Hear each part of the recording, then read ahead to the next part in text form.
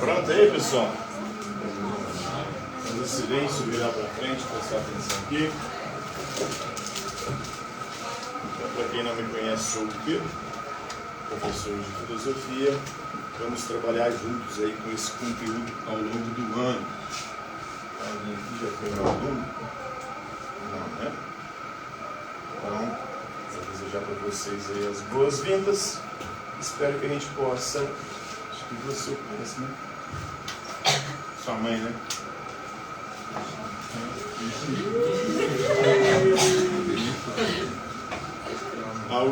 Geralmente eu dei aula aqui nos 9 anos já, no ensino fundamental, então achei que poderia ter alguém aqui que já tivesse estudado. Então vamos trabalhar esses conteúdos para que a gente possa desenvolver um bom trabalho juntos aí. No primeiro ano do ensino médio vocês trabalharam a filosofia antiga e medieval, não foi isso? Se é que vocês lembram. É um tanto quanto complicado aí para a memória de vocês guardarem muitas vezes um conteúdo de uma disciplina que é uma vez por semana. Complicado, a não ser aqueles que gostam dos conteúdos, que já estudam por conta própria. Tem uma parte da galera aí que passou pelo ano passado sem saber o que se deu ou o que se aprendeu em filosofia. Aprendeu filosofia antiga, começando lá da Grécia, com os gregos, com Tales de Mileto, dizendo que a água é o princípio de todas as coisas. E provavelmente foi até Tomás de Aquino ali, na Idade Média. Pelo menos foi o que o Adriano, que era o professor de vocês no ano passado, me passou, né?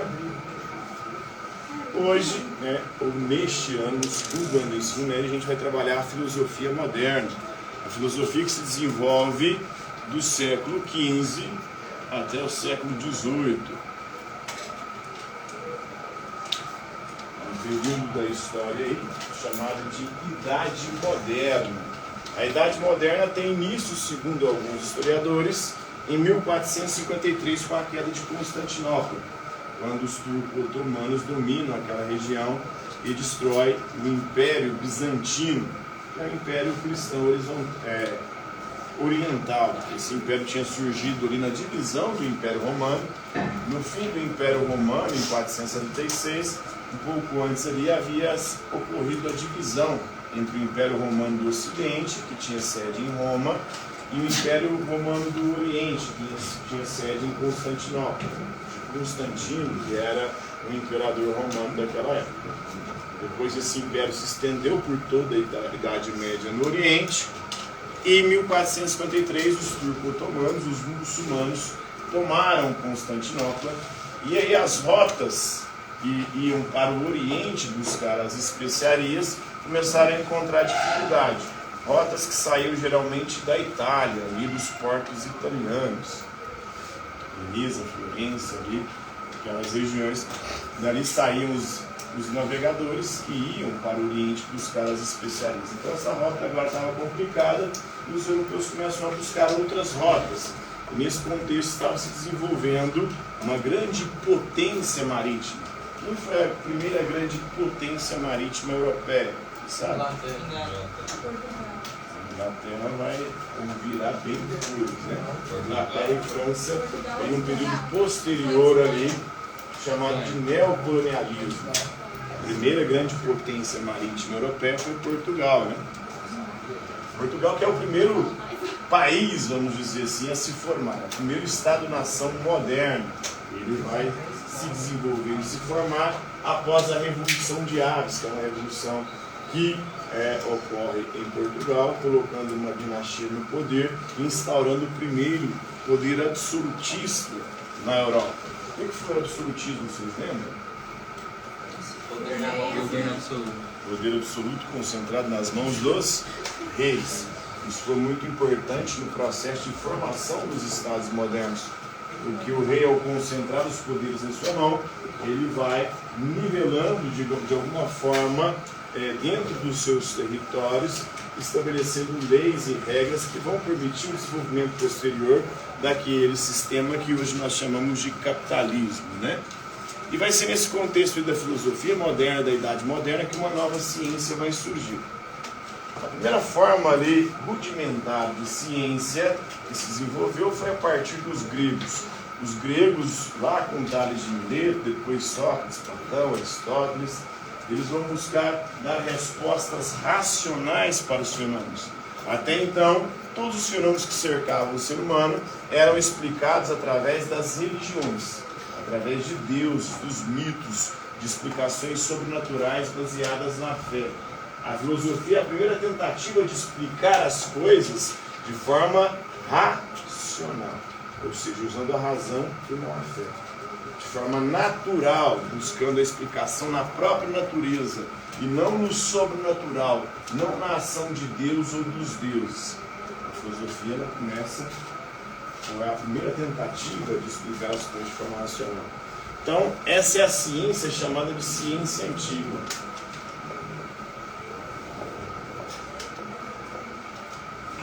É uma ciência fundamentada na razão.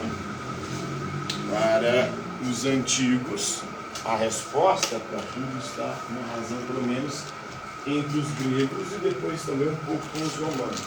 A partir da Idade Média, a razão ela começa a ser questionada e criticada.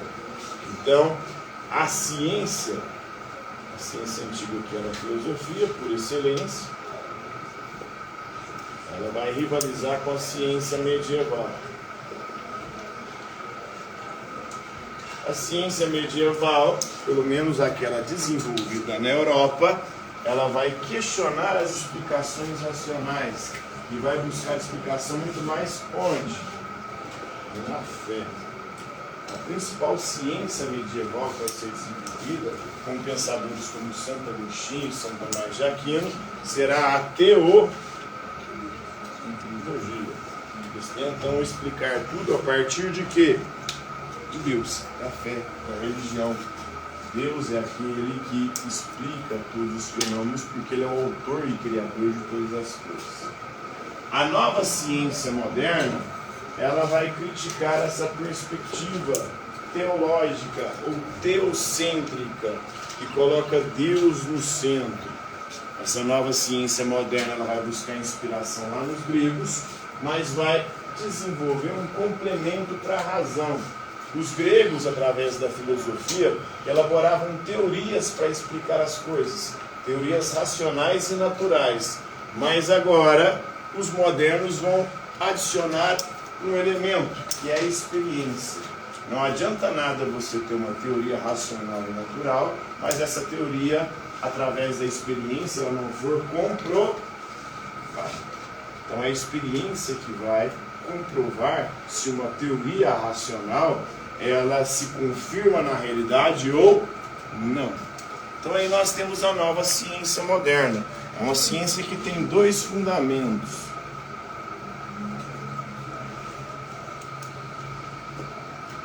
A razão, que elabora teoria para explicar a realidade, uma teoria racional, e a experiência. A experiência vai buscar, através de testes, comprovar se a teoria ela funciona ou não. Então, essa é a nova ciência moderna. Uma ciência que é racionalista, porque é baseada na razão, mas também é empirista. Empirismo vem do grego emperei, que quer dizer experiência. Então, a partir da modernidade, vai ocorrer uma revalorização do ser humano e da natureza. Por que revalorização? Porque o ser humano e a natureza, durante a Idade Média, eles tinham sido desvalorizados. Para valorizar quem? Deus. A partir da perspectiva religiosa. Principalmente no Ocidente europeu, né? Na Europa. Na Europa ali nós temos a Igreja Católica, que vai se tornar a instituição mais poderosa de toda a Idade Média. Os grandes pensadores desse período são praticamente todos eles teólogos, que tentam ali de forma racional explicar Deus, mas principalmente baseados na fé. Eles usam também a razão, mas a razão é uma serva, é uma escrava da fé. Tem até uma expressão em latim que é ratio antila fide. Ratio, razão, antila, escrava, fide, fé. Ou seja, a razão é uma escrava da fé. A razão deve estar subordinada à fé. Quando a razão entra em contradição com a fé, quem tem a razão é a fé. A razão deve ser sempre submissa. Então era desvalorizado para valorizar a Deus. Inclusive tinha uma hierarquia no mundo medieval elaborada pelos pensadores cristãos. Essa hierarquia colocava acima de tudo Deus. Abaixo de Deus estava quem? Ainda não, né? Porque a Igreja Católica ainda nós estamos no ramo ou no âmbito dos irmãos. Abaixo de Deus estavam os anjos. Abaixo dos anjos estava o ser humano. Abaixo do ser humano estavam os animais. Abaixo dos animais estavam os vegetais. Abaixo dos vegetais estavam os minerais. Então tudo isso aqui é o âmbito da natureza. Tudo isso aqui era subordinado a Deus e aos anjos que estavam acima. Então o ser humano era desvalorizado e a natureza também. Não havia uma grande preocupação em compreender o ser humano e a natureza. A grande preocupação era conhecer a Deus e o mundo espiritual e a forma de que o ser humano deveria dispor para ir para o céu, para esse mundo espiritual. Essa era a grande preocupação dos medievais. No mundo antigo havia uma valorização. Os gregos valorizavam o ser humano, principalmente a partir de Sócrates, dos sofistas, de Platão e de Aristóteles. E a natureza tinha começado a ser valorizada desde os pré-socráticos. Tanto que os pré-socráticos vão buscar na natureza o princípio origem de todas as coisas. Tales dizia que o princípio origem de tudo era o que mesmo? A água, né? Xenófanes, por exemplo, dizia que era a terra. Heráclito dizia que era o fogo. Anaxímenes dizia que era o ar. Então, todos elementos da natureza. Então, nesse contexto moderno que vai desenvolver a filosofia que nós vamos conhecer no segundo ano, é um contexto de transição de sistemas econômicos, do feudalismo para o capitalismo. Quais eram as características do feudalismo, vocês lembram?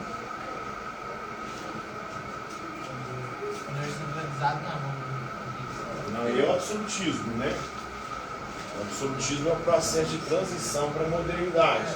No feudalismo, a maior parte da população morava onde? No campo, na zona rural. A economia era uma economia de subsistência, não era uma economia preocupada em produzir excedente. Às vezes ocorria o excedente, esse excedente não era comercializado, mas era trocado. A base ali da economia era de troca. Então não havia uma busca por lucro.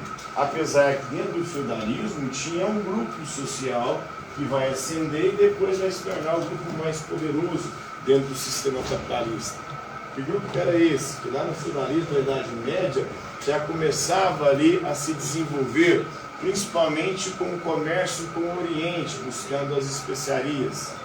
A burguesia para o Oriente, buscar as especiarias.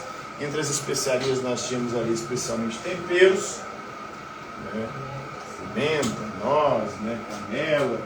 Nós tínhamos também tecidos que eles buscavam no Oriente, na Índia e na China, porcelana, chá, porção de coisas que era extremamente valorizada.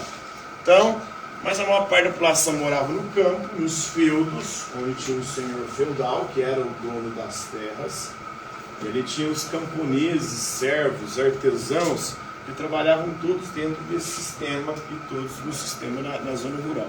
A partir desse comércio da burguesia, eles começam a formar feiras, trazendo essas especiarias, e em torno dessas feiras começam a desenvolver-se as primeiras cidades, que nós podemos chamar de cidades aí por esse termo moderno. E a partir dessas cidades começa a desenvolver um novo sistema econômico, a ascensão de uma nova classe social que é o capitalismo, onde a maior parte da população vai migrando para as cidades. Nesse primeiro momento, o capitalismo é um capitalismo comercial, e através das riquezas adquiridas com esse comércio e através também da ajuda dos reis que concentravam o poder absoluto, começaram as grandes navegações, a busca de novas rotas de comércio. principalmente porque a rota saindo da Itália pelo interior ali do continente, indo para o Oriente, para indo para a China, essa rota estava comprometida por causa dos turcos otomanos que tomaram Constantinopla. Eles buscam outras rotas de navegação, Portugal pioneiro. Quem é o primeiro navegador português a conseguir contornar o périplo africano e chegar nas Índias Orientais? Sabe? O primeiro navegador português. Os portugueses ficaram um bom tempo ali tentando contornar a África. Tinha um ponto da África ali que era difícil de contornar, que era o chamado Cabo das Tormentas. Muitos navios ali não conseguiam passar. Aí tem um navegador que ele vai conseguir, vai ser o primeiro ali, o pioneiro.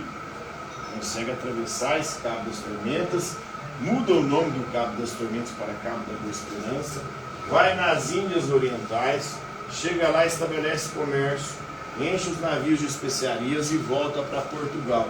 Quando chega lá, o rei de Portugal fica tão feliz com esse feito que dá o título para esse caboclo de vice-rei das Índias.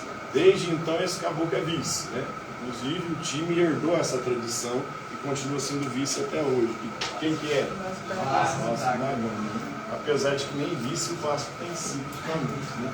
O Vasco está frequentando divisões subalternas do futebol brasileiro.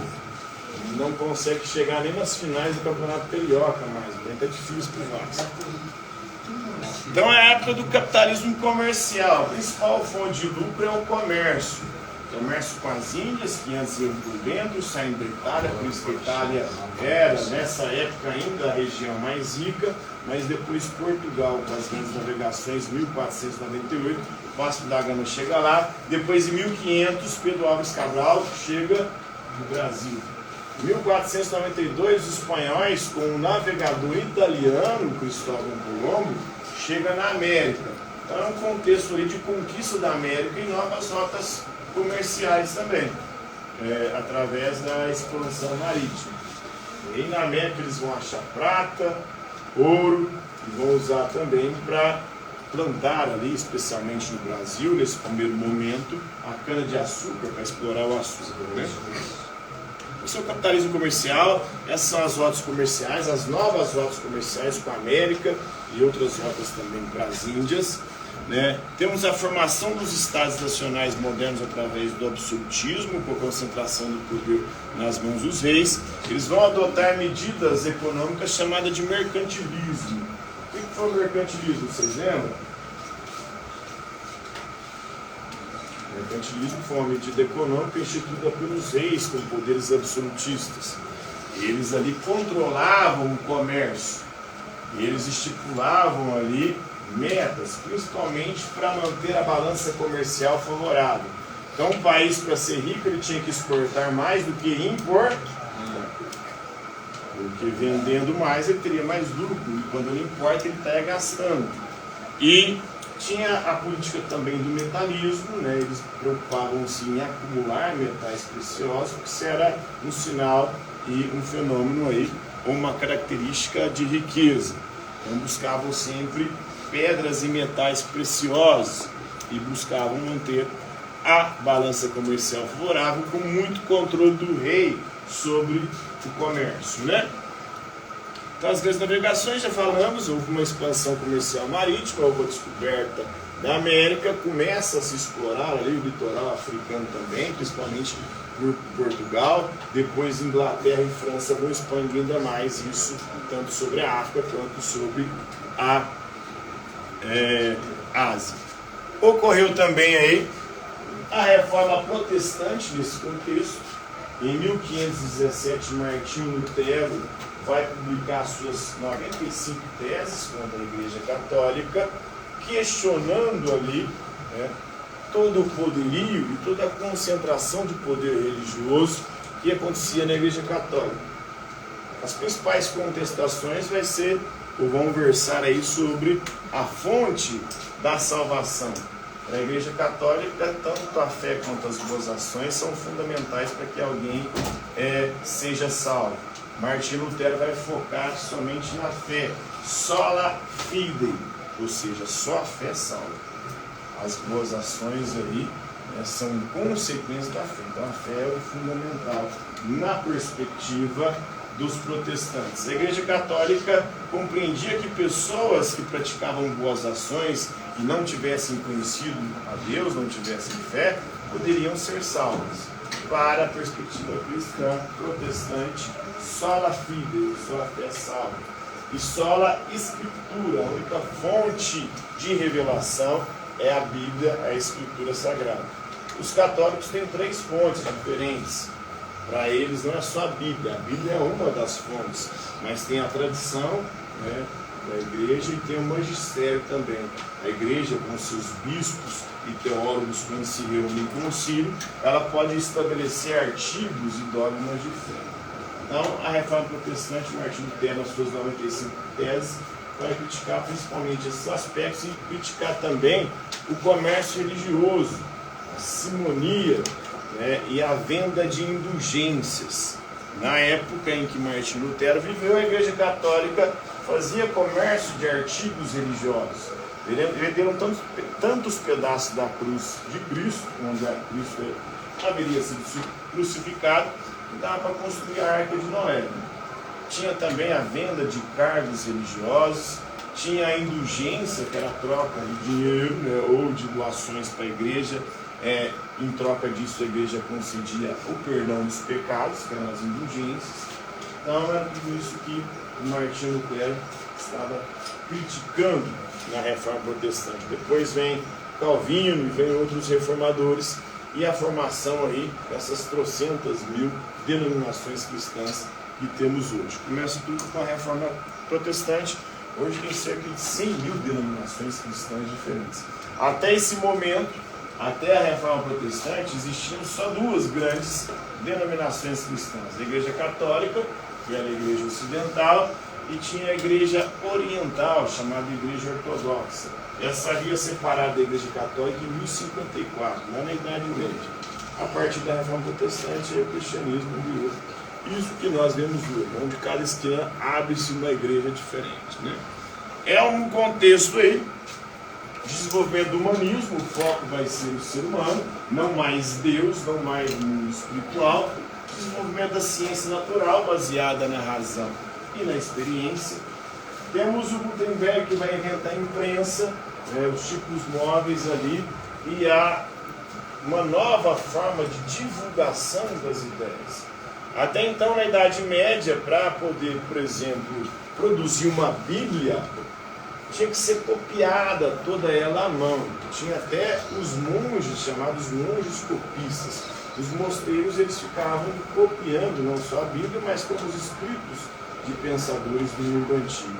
Agora, a partir da invenção da imprensa, você tem um método muito mais rápido de imprimir livros.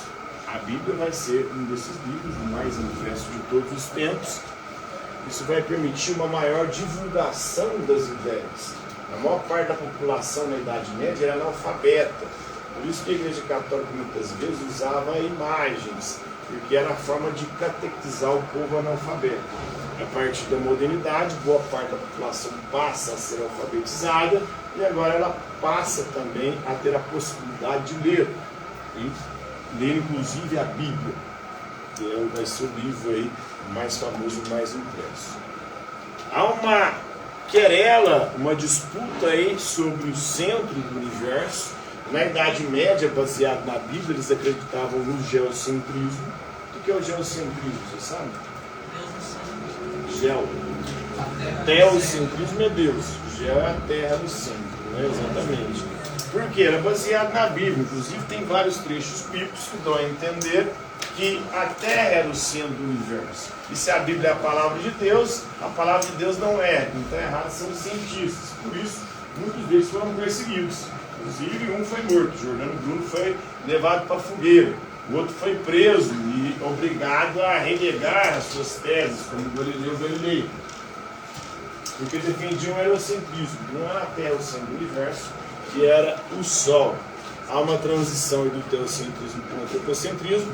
Deus deixa de ser o centro e antropos em grego é o homem. O racionalismo e o empirismo serão 2 escolas filosóficas que vão se desenvolver nesse contexto. O racionalismo focando na razão e o empirismo na experiência.